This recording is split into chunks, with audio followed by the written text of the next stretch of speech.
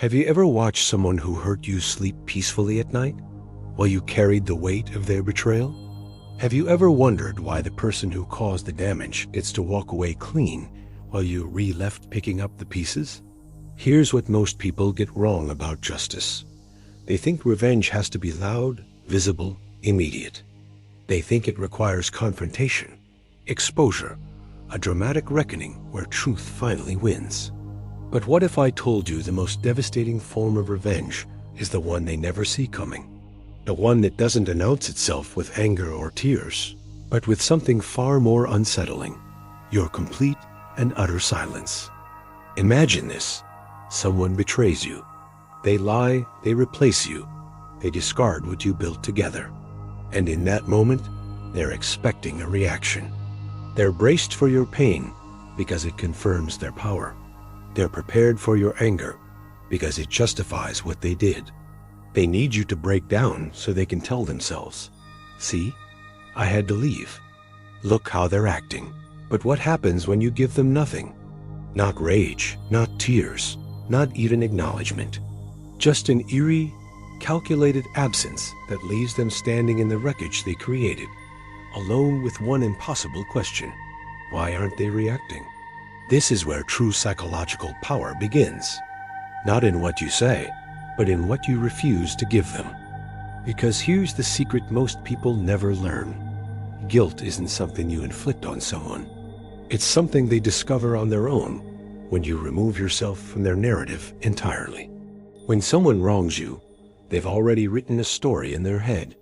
A story where they're the reasonable one, the one who had no choice, the one who was forced to act.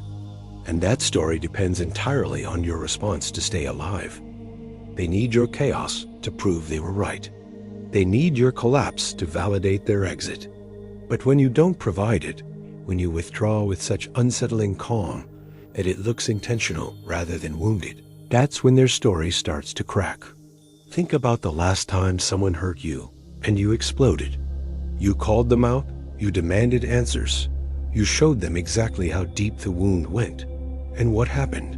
They took your reaction and turned it into evidence. See how dramatic they are? See how unstable? I made the right choice. Your pain became their proof. But now imagine a different scenario. They hurt you, and you simply vanish. Not with drama, not with blocking and public declarations, but with the kind of quiet exit that feels more like a decision than a reaction. You don't explain yourself. You don't defend your worth.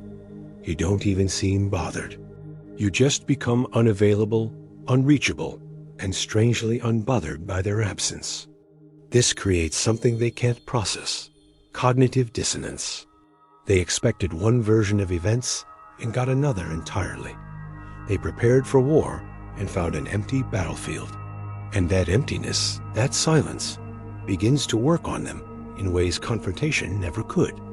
Because silence carries weight. It carries presence. Your absence becomes louder than any words you could have spoken. And in that silence, they start to question everything. Why didn't they fight for this? Are they planning something? Do they know something I don't? Were they actually more valuable than I realized? Here's what happens next, and this is the truly brutal part. Without your reaction to anchor their justification, they begin to drift. Their story loses its foundation. The reasons they gave themselves for hurting, you start to feel hollow, rehearsed, unconvincing. And slowly, almost imperceptibly, they start to review the timeline. They remember moments differently now. They recall your patience, your understanding, the way you handled conflict with more grace than they gave you credit for.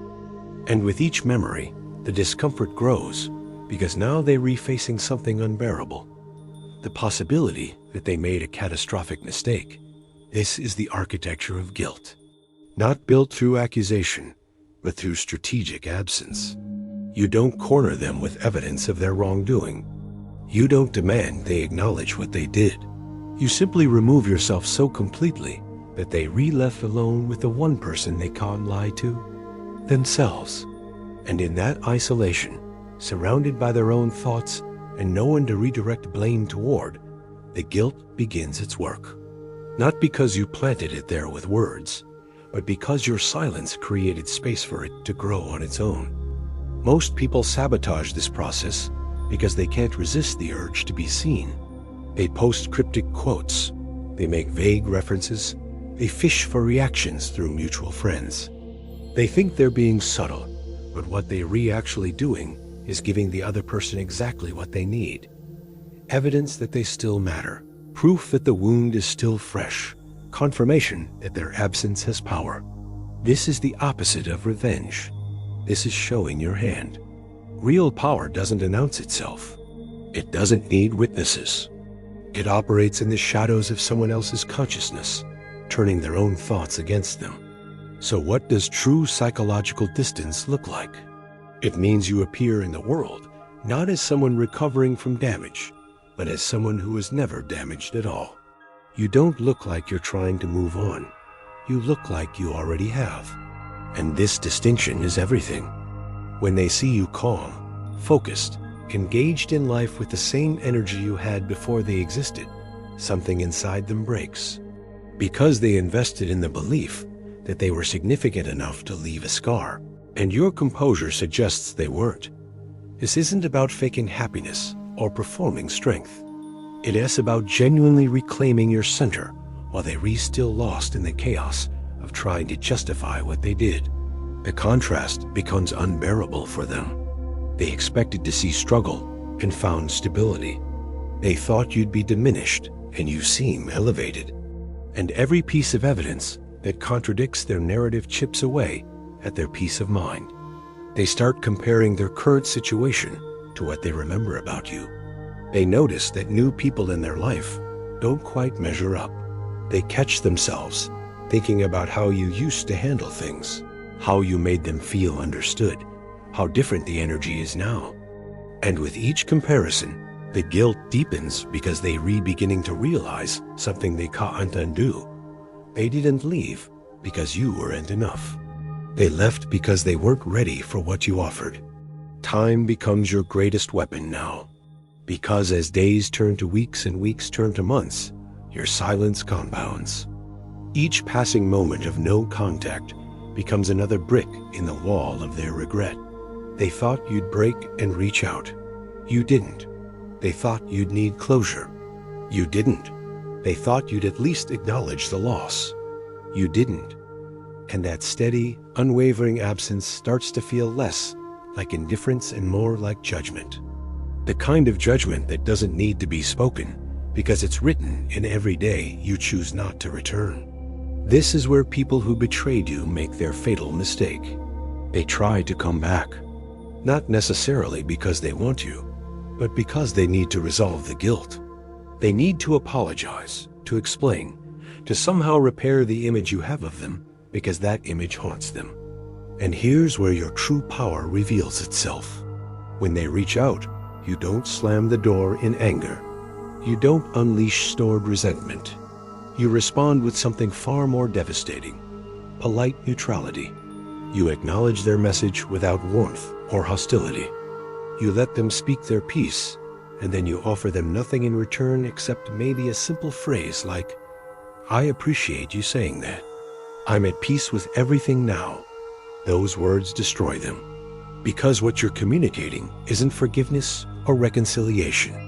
You're telling them that their apology, their explanation, their entire attempt at redemption is irrelevant. You've moved past needing it. They no longer occupy the space in your life where their words could matter. And that realization that they've lost access not just to your presence, but to your emotional investment, is the final punishment. They can't fix what they broke because you're no longer standing in the rubble waiting for them to help rebuild. You've already built something new, somewhere they can't reach. This is the completion of silent revenge, not through cruelty, but through evolution. Not through making them suffer, but through making them witness your ascent while they remain stagnant. You become the standard they measure everyone else against and find lacking. You become the choice they replay in moments of quiet, wondering what their life would look like if they'd chosen differently. And they carry that weight forever, Not because you cursed them with it, but because your dignity in the face of their betrayal made it impossible for them to forget. You didn't need to destroy them. You just needed to become unreachable. And in your absence, they destroyed themselves.